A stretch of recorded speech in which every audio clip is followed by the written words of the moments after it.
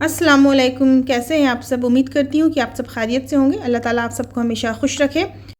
तो टाइटल से आप लोगों को पता चल ही गया होगा कि आज जो वीडियो है, आज का वीडियो बहुत ज़्यादा इन्फॉर्मेटिव है। आज की इस वीडियो में मैं बताऊंगी कि दुबई में जो फैमिली रहती है तो मिनिमम उनका जो मंथली एक्सपेंसेस है वो कितना आता है। और आज मैं जो खर्चे बता रही हूँ ना, वो मैं फैमिली वाले के लिए बता रही हूँ जिनमें पेरेंट्स होंगे और 2 बच्चे होते हैं, तो उनका मंथली खर्चा कितना आता है। और सैलरी की यहाँ पे 25 to 30% अनफॉर्चुनेटली आपका रेंट में चला जाता है, एकोमोडेशन में जाता है। और एकोमोडेशन को मैंने यहाँ पे 2 कैटेगरी में डिवाइड किया है। तो अगर आप किसी अफोर्डेबल एरिया में रहते हैं, जैसे कि डेरा में हो गया या फिर बर दुबई हो गया, तो वहाँ पे आपका जो रेंट है वो थोड़ा कम आएगा। यहाँ पे जो रेंट है वो 3 तरह का होता है। शेयर में होता है, स्टूडियो होता है और 1 BHK या 2 BHK होता है। तो शेयर में अगर आप अफोर्डेबल एरिया में जाएंगे तो कम से कम आपको 500 दिरहम देना पड़ेगा पर मंथ, और स्टूडियो का आपका 2000। लेकिन दूसरी तरफ हम बात करेंगे एक्सपेंसिव एरिया, डिसेंट एरिया, तो वहाँ पे जो रेंट है वो थोड़ा ज़्यादा होता है। जैसे अगर आप अलबर्शा में रह रहे हैं या फिर दुबई मॉल के पास रह रहे हैं तो कम से कम शेयर में आपको 1500 दिरहम लगेंगे और स्टूडियो का आपको लग जाएगा 3000 दिरहम और 1 BHK का 5000 दिरहम। ये जो सारा जो मैं कैलकुलेशन बता रही हूँ ना, ये मिनिमम बता रही हूँ कि कम से कम आपको इतना पे करना पड़ेगा। और यहाँ पे बहुत सारे वेबसाइट है जिसमें आप बहुत इजीली इस तरह के घर को ढूंढ सकते हैं। जैसे बाइट हो गया, डुबिज़ल है और प्रॉपर्टी फाइंडर, जिसमें आपको हर तरह के घर मिल जाएंगे, शेयर वाले भी, स्टूडियो भी और BHK भी। यहाँ शेयर में क्या होता है कि एक रूम में बेसिकली 3-4 बेड लगे होते हैं और आपको बेड का पे करना होता है। इस तरह के शेयर में ज़्यादातर बैचलर रहते हैं, ये फैमिली वालों के लिए नहीं होता है। रेंट के बाद जो दूसरा खर्चा होता है वो होता है ग्रॉसरी का, और ग्रॉसरी का वीकली 400 से 500 दिरहम आता है, मंथली आपका 2000 के आसपास हो सकता है। और ग्रॉसरी का बिल जो है एक फैमिली का दूसरे फैमिली से डिफ़र हो सकता है। ये डिपेंड करता है कि आप वेजिटेरियन हो, नॉन वेजिटेरियन हो, फ्रोज़न ज़्यादा खाते हो या ऑर्गेनिक खाते हो। इसके बेसिस पे जो ग्रॉसरी का बिल है ना, वो एक दूसरे से अलग हो सकता है।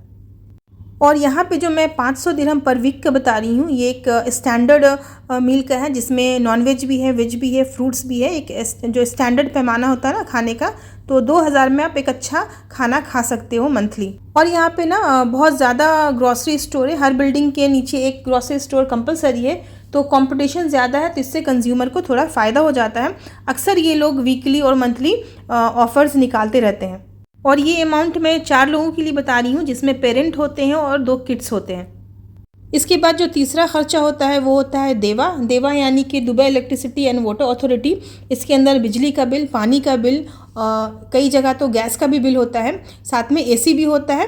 तो इन सारों का जो बिल होता है वो कम से कम आपका मंथली आएगा 400 से 500 दिरहम। और ये भी ना वैरी कर सकता है, गर्मी में कुछ ज़्यादा आएगा, विंटर में कम आएगा, क्योंकि गर्मी में AC जो है वो 24 घंटा चलता है, यहाँ तो गर्मी बहुत ज़्यादा रहती है।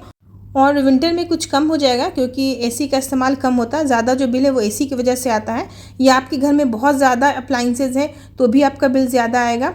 तो ये आप पे डिपेंड करता है कि आप कितना ज़्यादा इलेक्ट्रिसिटी कंज्यूम करते हैं। और पानी का बिल भी इसी में होता है। तो पानी भी आप कितना खर्च कर रहे हैं इस पर डिपेंड करता है कि आप पानी कितना ज़्यादा कंज्यूम कर रहे हैं। अगर हस्बैंड वाइफ दोनों जॉब करते हैं, दिन भर घर में कोई नहीं रहता है, तो बिजली का बिल और पानी का बिल भी जाहिर सी बात है कम आएगा। और दिन भर लोग घर पे रहते हैं, पानी का इस्तेमाल ज़्यादा है और बिजली का इस्तेमाल ज़्यादा है, तो फिर तो बिल ज़्यादा आएगा। तो ओवरऑल एक एवरेज जो अमाउंट है देवा का वो 400 दिरहम से 500 दिरहम आता है, मिनिमम गैजेट के साथ, मिनिमम अप्लाइंसेस के साथ। तो इसके बाद जो नेक्स्ट खर्चा होता है वो होता है स्कूल का। तो स्कूल का जो आप इन्फॉर्मेशन है कि HDA की वेबसाइट से ले सकती हैं कि इसका क्या रेटिंग है, क्या फ़ीस है। यहाँ पे बहुत सारे स्कूल हैं, 1000 दिरहम से लेके 5000 दिरहम तक उनका फ़ी है। लेकिन एक अच्छा अफोर्डेबल स्कूल जो है वो 1000 दिरहम में आपको आराम से मिल जाएगा। और मैं यहाँ पे जितने भी एक्सपेंसेस आपको दिखा रही हूँ ना, वो सारे मिनिमम है, मैक्सिमम का कोई लिमिट नहीं। कम से कम आपको यहाँ सर्वाइव करने के लिए इतना लगेगा। और हर स्कूल में 500 से 600 दिरहम एक्स्ट्रा लगता है ट्रांसपोर्टेशन का। और ट्रांसपोर्टेशन का जो चार्ज है ना, वो भी डिफरेंट होता है कि आप स्कूल से कितनी दूरी पे हैं। अगर दूर हैं तो ज़्यादा होगा, और स्कूल के करीब है तो आपका जो ट्रांसपोर्टेशन चार्ज है वो कम होगा। तो कम से कम आपको 1500 लगेगा एक बच्चे का फ़ी किसी अच्छे अफोर्डेबल स्कूल में। तो स्कूल के बाद जो नेक्स्ट ख़र्चा होता है वो होता है टेलीकॉम। यहाँ पे दो कंपनियां हैं टेलीकॉम की, एतिसिलात और डू, जिसका आप कनेक्शन ले सकते हो, जिसमें आपका लैंडलाइन, इंटरनेट और केबल कनेक्शन भी होता है, यानी कि आप टीवी भी उसमें चला सकते हो, लैंडलाइन का भी कनेक्शन होता है और इंटरनेट भी होता है। तो इन सारों का जो ख़र्चा होता है ना, इन सारे चीज़ों को मिलाकर आपका मंथली जो है कम से कम 400 दिरहम आराम से आ जाता है।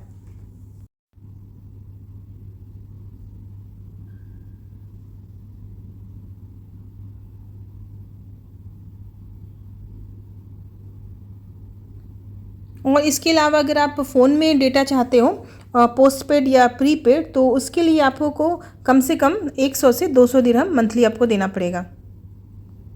तो इसके बाद जो नेक्स्ट ख़र्चा होता है वो होता है गैस का। तो यहाँ पे किसी किसी बिल्डिंग में ना आपको इलेक्ट्रिक स्टोव मिलेगा जिसमें गैस की ज़रूरत नहीं होती है।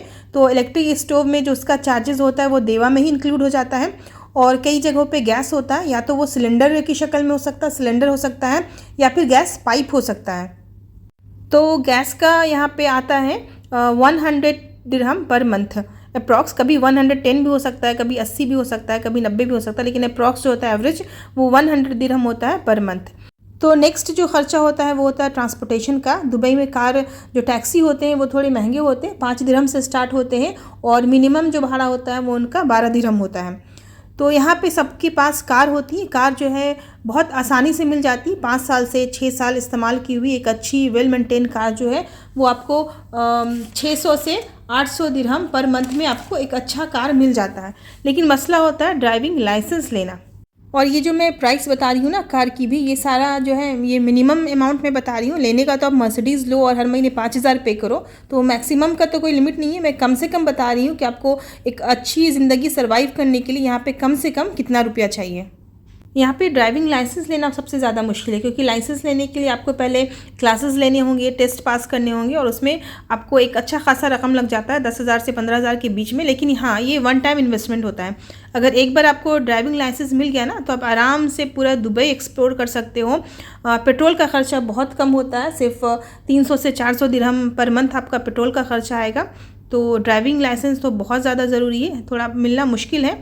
तो लास्ट में मैंने जिसे रखा है वो भी एक इम्पॉर्टेंट ही खर्चा है, क्योंकि आप फैमिली के साथ रहते हो, वीकेंड में बाहर जाते हो, तो आउटिंग हो गया, आपने कभी कुछ लेना है, शॉपिंग वगैरह करनी है, तो उसके लिए लमसम मिला के मैंने 1000 से 1500 दिरहम पर मंथ रखा है, जिसमें आप आराम से वीक में जाके बाहर में अच्छा खाना खा सकते हो, कुछ शॉपिंग वगैरह कर सकते हो।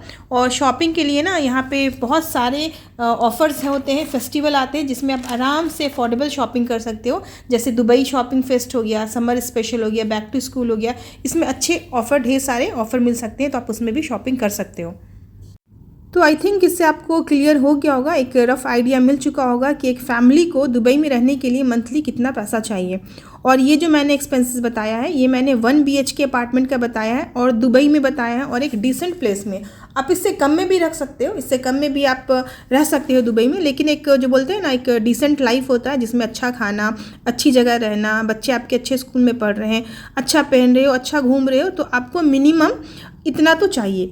तो यहाँ पे जो मैंने खर्चे बताए हैं ना, वो मिनिमम खर्चा है, लेकिन इस इतने अमाउंट में ना आप एक डिसेंट लाइफ यहाँ पे आराम से गुजार सकते हो। और हाँ भाई, अगर आपको शेख की तरह रहना, तो फिर तो कहना मुश्किल है, मैक्सिमम का तो कोई लिमिट नहीं है, लेकिन एक डिसेंट लाइफ के लिए इतना अमाउंट काफ़ी है। लेकिन इससे कंक्लूजन ये निकलता है कि आपको इस तरह की लाइफ गुजारने के लिए आपकी सैलरी कितनी होनी चाहिए। तो आपकी सैलरी कम से कम 15,000 दिरहम होनी चाहिए, ताकि आप इन सारे खर्चों के बाद कुछ सेव भी कर सके, क्योंकि सेविंग भी ज़रूरी है। ऐसा नहीं है ना कि कमाया, खाया, पिया, सब ख़त्म कर दिया, सेविंग तो ज़रूरी है। तो एक स्टैंडर्ड सैलरी 15,000 के आसपास होनी चाहिए। आई होप मेरी ये वीडियो आप लोगों को पसंद आए। यहाँ पे मैंने फैमिली का एक्सपेंसेस बताया है। अगर आप चाहते हैं कि मैं किसी इंडिविजुअल का भी खर्चा बताऊँ कि अगर वो दुबई आना चाहते हैं तो उन्हें एक महीने में कम से कम कितना अमाउंट चाहिए जिससे वो एक महीना आराम से सर्वाइव कर सकें, तो प्लीज़ कमेंट कीजिएगा, मैं उस पर भी इंशाल्लाह ताला वीडियो ज़रूर बनाऊँगी। तो आपके मन में ये बात होगी कि जिसकी सैलरी 15,000 से कम है, क्या वो फैमिली को नहीं रख सकते हैं? तो वो भी फैमिली को रख सकते हैं। यहाँ पे कुछ ऐसे अफोर्डेबल एरिया हैं जहाँ पे मकान भी सस्ता मिलता है और खाने पीने की चीज़ें भी सस्ती हैं। आगे मैं कभी उस पर भी ज़रूर इंशाल्लाह ताला वीडियो बनाऊँगी। तो बस आज का वीडियो मैं यहीं पर ख़त्म करती हूँ। मिलते हैं अपने नेक्स्ट वीडियो में, तब तक अपना ख्याल रखिएगा। बाय, टेक केयर, अल्लाह हाफिज़।